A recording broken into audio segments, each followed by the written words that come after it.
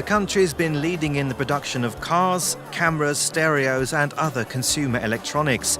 It's no coincidence that Japan has also been the scene of important innovations within mobile phone technology. 日本のお客様、携帯電話に求める品質というのは非常に高い品質を求めます。いつでもどこでもつながっていることがまず第一。それからただつながっているだけではなくて、スマートフォンの時代になってくると、快適にいろんなデータ通信とかそういうものがサクサク使える日本語では言いますけども、そういう環境を非常に求められます。The very first camera phone saw the light of day here in 2000. Phones with built-in cameras gave us a new way of expressing ourselves and of humiliating others. Happy slapping, a social phenomena that began in England. Basically, someone assaults a stranger while being recorded on a camera phone that will go viral on the internet. It influenced journalism and even politics. But more on that later. Because before that, the Japanese were behind another leap in phone development.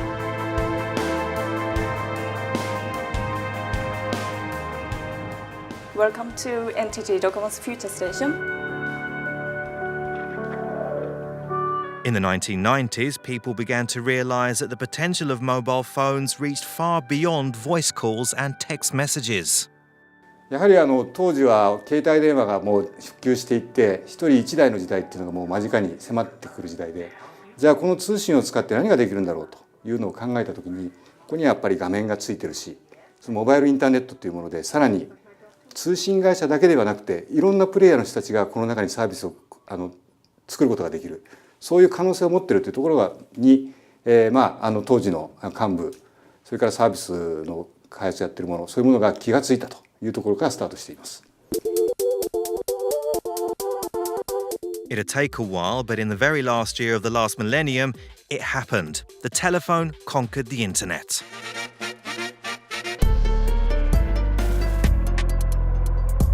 The fact that the technology really wasn't ready to handle more than calls and messages didn't stop the national phone operator NTT Docomo. We now need to go to the other side. The man given the task of realizing the large step forward was the young and controversial Takeshi Natsuno, who was recruited from one of the many internet startups of the time. Bill Gates of Microsoft predicted computer would be smaller and smaller and smaller, and finally, the computer would have all the functionality of belongings you're going to have when you are going outside. I thought, this would be wrong.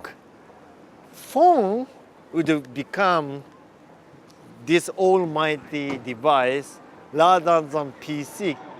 Bill Gates' concept was wallet PC, and my concept was wallet phone, and wallet phone was quicker.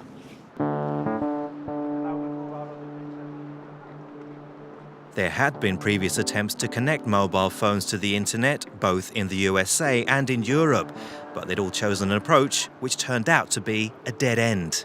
Nokia, Ericsson, Motorola. These three guys was the big three. They developed their own technology to access the internet from the phone. By doing that, normal internet guys cannot come into their world. It's closed. Natsuno chose to use the internet's own language. HTML. Internet. Everybody understood HTML because that's the manner of PC internet. So the iMode was internet approach. This is just because I was from internet space. The result of iMode, as the venture came to be known, is now visible everywhere in Japan. For more than a decade, users have been able to do more or less anything with their phones. By using the e-money, their speed of transaction is much quicker. And especially in the lunchtime, how quickly you can serve the customer is very important.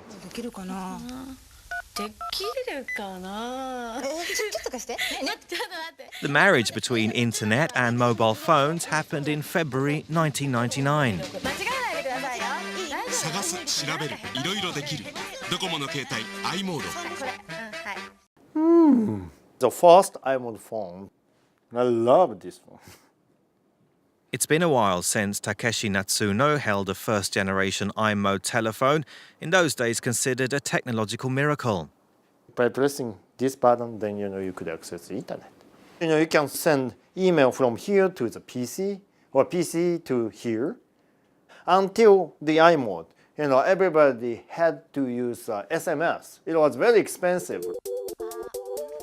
But the really innovative thing about the iMode was the choice of HTML as the standard protocol.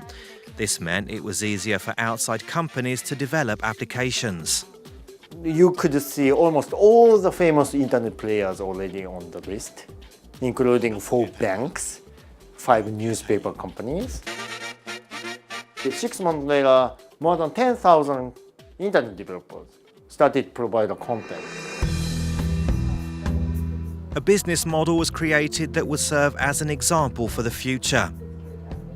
Today's iPhone App Store, Google Play and Windows Store are all based on the same idea of a marketplace where independent content suppliers meet end users. But when Takeshi Natsuno first suggested this model, his colleagues were skeptical.